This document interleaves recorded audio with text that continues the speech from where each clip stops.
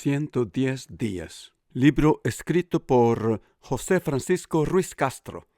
Narrador José Francisco Ruiz Castro. Capítulo 19. México, Puebla, parte 2. En el mismo año que Gustavo y yo conocimos a Elcita y Gloria, tomamos la decisión de solicitarle al rector del seminario de Puebla su autorización para estudiar cursos nocturnos fuera del claustro del seminario, en un colegio llamado Colegio Benavente, con el objetivo de obtener una licencia de profesor a nivel de bachillerato. Tal petición no fue descabellada, pues la Iglesia Católica alentaba estas inquietudes, ya que así lograba ofrecer personal idóneo a sus numerosos colegios con seminaristas altamente calificados, si estos decidieran tomarse un año libre en sus estudios para realizar servicio comunitario. Se pensaba además que un año de pausa de estudios religiosos ayudaría a los seminaristas a practicar cómo ser un cristiano verdadero en la praxis de la vida real, emulando a Cristo, el Maestro por excelencia. Algunos otros lo consideraban como la prueba para ver si de verdad uno tenía vocación para cura. Nosotros, tentados por el mundo exterior recién descubierto y sus placeres paganos, comenzamos a salir del claustro del seminario 2 veces por semana, en la noche. Nos inscribimos en cursos de pedagogía y psicología en clases mixtas, en ese colegio privado dirigido por hermanos católicos lasallistas, con el objetivo de obtener un diploma de profesor. Esta era nuestra primera vez que nos sentábamos junto a chicas de la alta sociedad, orgullosas de sus cuerpos y vestimentas que yo me imaginaba expresaban las últimas modas europeas. Venían a clases con sus caras artísticamente decoradas, usando los productos cosméticos franceses más caros, unas imitando a Brigitte Bardot y Simone Signoret y otras a Rocío Dúrcal. Sus ojos abiertos, intensos y expectantes buscaban independencia y aventura, deseaban un futuro pacífico, feliz y abundante. Los grupos de clase eran pecaminosamente formados por estas bellas muchachas, con algunas monjas en la mezcla. Ellas se habían graduado recientemente de la escuela secundaria, crecido en familias muy ricas y aburridas de gachupines en Puebla. Unas habían decidido cuestionar las expectativas de sus padres de prepararse para el matrimonio y otras de obtener un título en Derecho o Medicina, optando por una carrera de servicio como maestra de escuela primaria. Además, sus padres, medio burgueses, no deseaban que sus hijas se matricularan en la Universidad de Puebla, puesto que en ese tiempo estaba llena de muchos comunistas. Sin intentarlo, cumpliendo con nuestros roles espirituales, pronto nos convertimos en las personas ideales para otorgar orientación psicológica, religiosa y asesoramiento personal. Yo descubrí en aquel tiempo el poder que una vida piadosa, honesta, religiosa y sin agendas dudosas podía ejercer sobre los demás, especialmente sobre los jóvenes. Dentro de la tradición católica latinoamericana en aquel tiempo, las expectativas que los creyentes proyectaban hacia esos hombres que pronto se convertirían en sacerdotes eran enormes. Esa profunda fe proyectada en los seminaristas casi los dotaba con poderes mágicos. O eso creía yo. La creencia de esas muchachas se centraba en que las soluciones espirituales para sus más íntimos conflictos, lucha y deseos típicos de un adulto joven surgirían, sin duda, a través de conversaciones con los mensajeros de Dios, nosotros, pobres seminaristas sin experiencia mundana. Esto representaba una nueva carga emocional pesada para nosotros. No tenía ninguna respuesta para los conflictos. Yo, por ejemplo, éticos, emocionales y religiosos más profundos de estas mundanas chamacas. Sin embargo, nosotros pronto nos convertimos en las estrellas del alumnado debido a que las chicas solamente necesitaban un oyente entusiasta, un confesor. En ese momento de sus vidas y nuestra condición de estudiantes extranjeros, salvadoreños, estudiando en Puebla, las tranquilizaba cuando pensaban que sus secretos nunca serían revelados, solo tal vez relatados en un país lejano, sin ninguna consecuencia personal. Pensaban también que nuestra perspectiva cultural, al no ser mexicana, ofrecería opciones fuera de lo acostumbrado y un tinte exótico a nuestros encuentros con ellas. Al final de nuestras sesiones como consejeros, las muchachas mismas elaboraban sus propias soluciones, agradeciéndonos profusamente. El escuchar a los demás en silencio es poderoso. Solo dime qué tengo que hacer, por favor. Eloísa, un día con su semblante lleno de preocupación, me preguntó bajo la sombra de un grueso pilar del corredor, de los muchos que rodeaban el gran patio del Colegio Benavente, después de haberme jalado hacia un lado durante la transición de clases para derramar su corazón. Yo necesitaría entender tu situación un poco mejor para poder aconsejarte. Por favor, sigue hablando y considera en voz alta todas las buenas opciones que se te presentan para que yo pueda ayudarte, dije en un murmullo tranquilizador. Creo que sé lo que estás sugiriendo.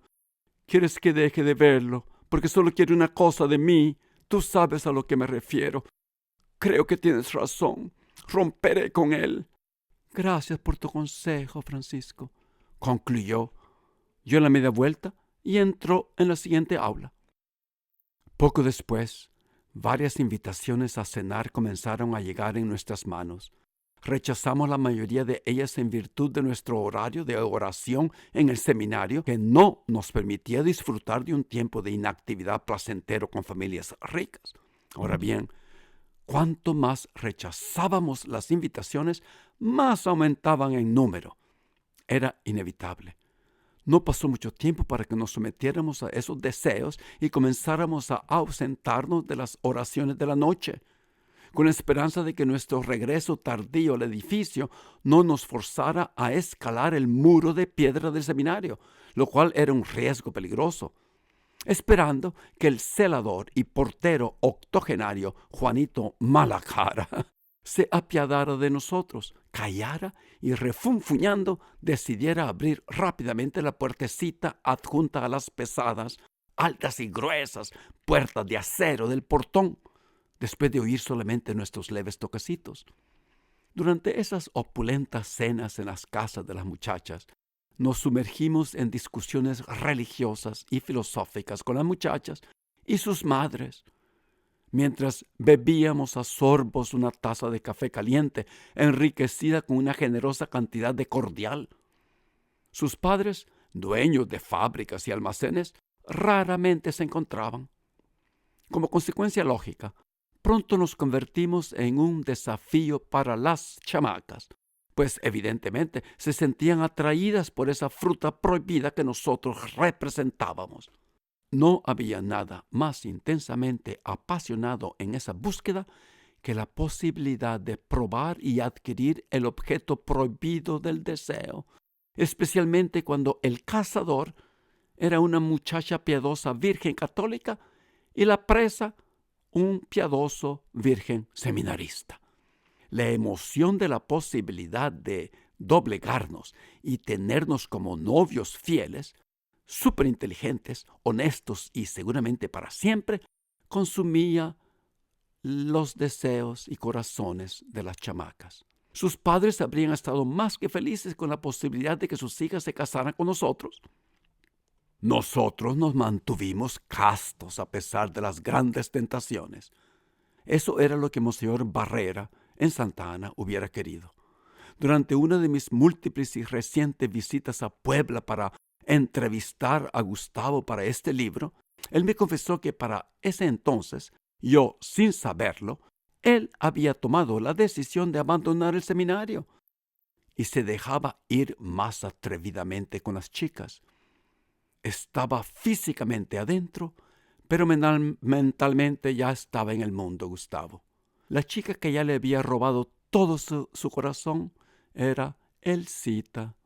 Monseñor Barrera solía contarnos en Santana historias de cómo los votos castos se fortalecían en algunos jóvenes seminaristas destinados a la grandeza bajo pruebas intensas similares a nuestra condición durante ese año en el Colegio Benavente.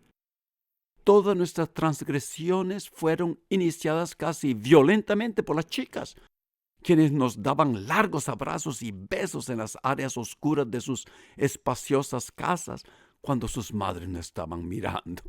Todavía recuerdo sus caras y nombres. María Luisa era gordita con el pelo largo y castaño, vivaz y comunicativa.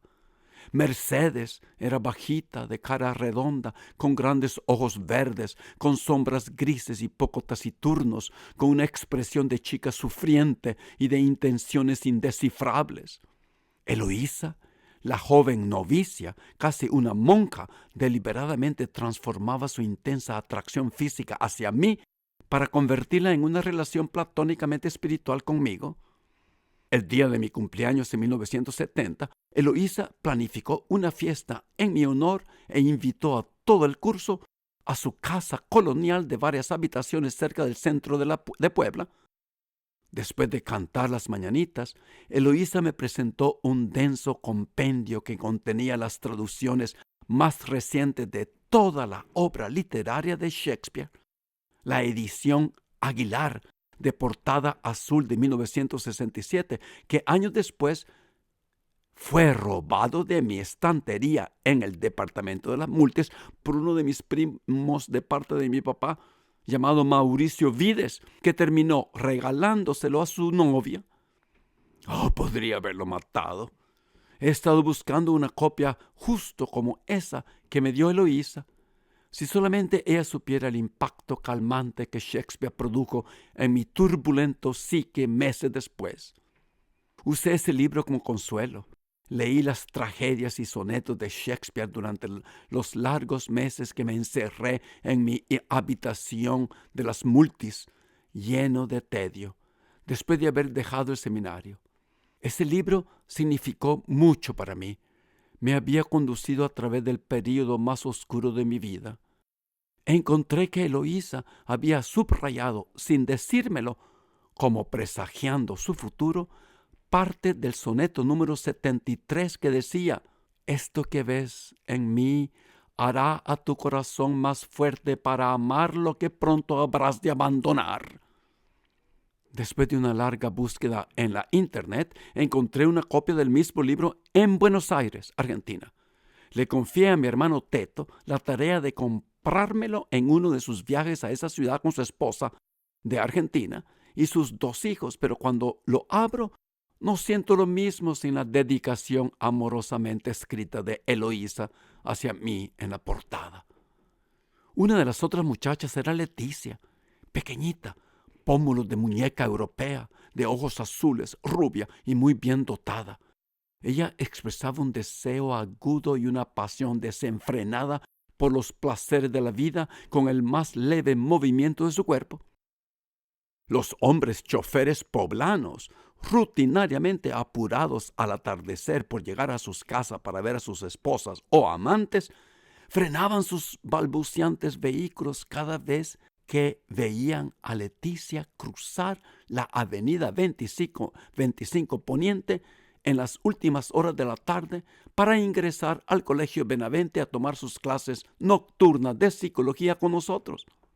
Nosotros, Gustavo y yo, siempre pulcramente vestidos con saco y corbata, la observábamos sorprendidos desde el otro lado de la calle, mientras esperábamos en la entrada principal del colegio con un modesto grado de orgullo masculino. Los choferes nos enviaban dardos celosos, continuando su camino acelerando y tocando la bocina. Leticia deseaba ser psicóloga y solía entablar conversaciones largas e íntimas sobre la diferencia entre un confesor y un psicólogo con nosotros. Su andar ondulado se hacía más lento, casi como una serpiente, al cruzar vacilantemente la avenida, consciente del peligro, pero con un intenso sentimiento que todos los ojos estaban puestos en ella. Gustavo me dijo recientemente que sus interacciones gregarias, inocentes y sensuales en su vida la condujeron a la muerte 2 años después de que dejé Puebla. Me quedé impactado. Su carácter inocente y su joie de vivre demostró ser demasiado para uno de sus celosos amantes. Su asesinato nunca fue resuelto, como se espera que pase en el corrupto México. También me dijo que Eloísa se convirtió en una monja misionera y ahora predica en el país llamado Senegal, en África. Durante los meses siguientes, peleamos, Gustavo y yo, por mi compendio de Shakespeare, con la amorosa dedicación de Eloísa hacia mí en la primera página. Acabábamos de terminar Don Quijote tomando turnos y él estaba decidido a leer mi libro a continuación. Odio hasta el día de hoy a mi primo ladrón por no entender los apegos profundos que uno desarrolla con los libros, especialmente uno con una dedicación amorosa en la primera página. Me duele saber que nunca más podré leerlo con la dedicación de Eloísa. En una de las excursiones educativas de fin de año en el Colegio Benavente, visitamos la capital mexicana, el Distrito Federal. Allí, en uno de los parques de atracciones más populares de la Ciudad de México, los Juegos Mecánicos de Chapultepec, fue donde rompimos todas las barreras personales en el grupo.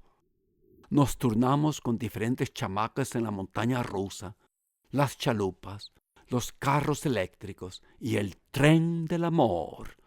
En esos tiempos, extender los brazos alrededor de los hombros de una chica era una seria declaración de amor. Yo, atraído por Mercedes, deseaba subirme a uno de esos juegos mecánicos, al menos una vez con ella, pero nunca sucedió. Gustavo la usurpó de mí y la metió al tren del amor.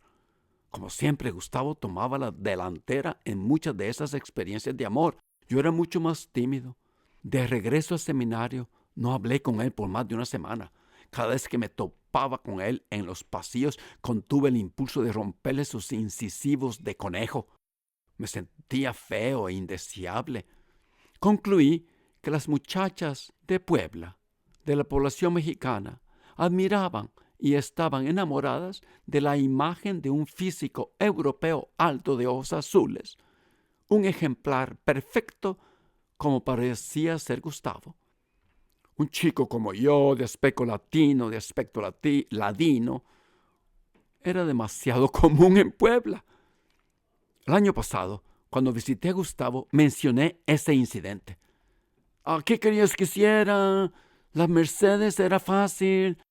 Todos lo sabían, pero tú eras tan inseguro y temeroso de un rechazo que te impedía ver los verdaderos instintos carnales de la Mercedes. Nunca la habrías besado.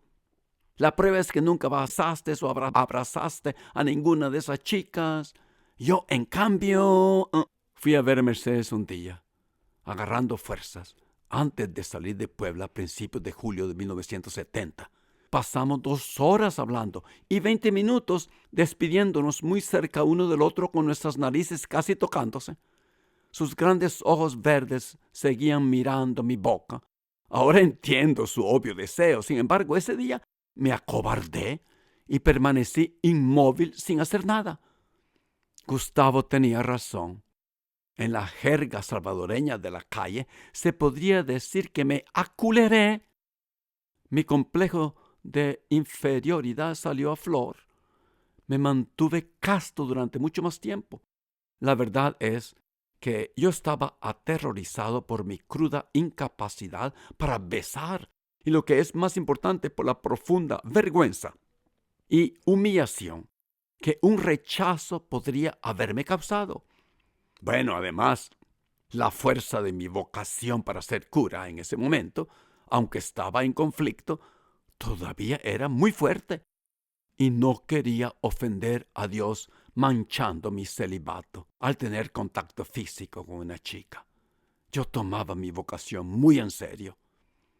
Al día siguiente, temprano en la mañana de un soleado día en los fines de esa primavera, la encontré a Mercedes esperándome en la estación de autobuses para despedirme y ofrecerme otro largo abrazo amistoso con los mismos resultados de la noche anterior. Le dije que volvería pronto para verla de nuevo. Eso fue pura mentira. Nunca jamás la volví a ver. Cuando visité a Gustavo el año pasado en Puebla, me dijo que Mercedes se mudó a Europa poco después que me fui y que su familia o amigos no volvieron a escucharla ni a verla. Mercedes desapareció del mapa poblano. Todavía tengo un par de fotos que me dio el día de mi partida. En una, ella se para en medio de la Piazza San Marco de Venecia, con cientos de palomas volando a sus espaldas y un viejito de barba blanca tirándole semillas. La otra foto es una foto de pasaporte. Ambas han permanecido en mi álbum de fotos personales desde ese día. Siempre me ha encantado archivar documentos. Yo guardo todo.